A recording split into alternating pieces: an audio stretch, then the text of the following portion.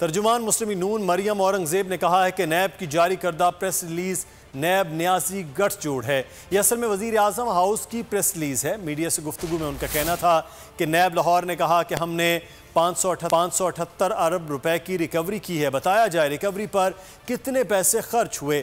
Recovery Nawaz Sharif کی جائیداد سے کی جا رہی ہے۔ پریس ریلیز 21 ستمبر 2021 کو جاری کی، نیب لاہور کی طرف سے جاری ہوئی، پر بڑا قومی احتساب بیورو لاہور لکھا ہوا ہے۔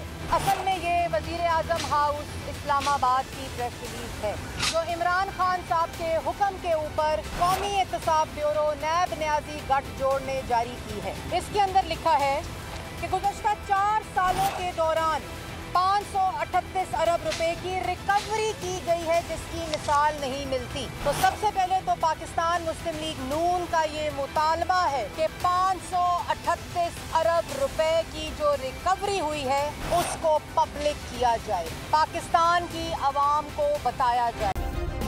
سبسکرائب کریں اور بیل دبائیں تاکہ کوئی خبر رہ نہ جائے۔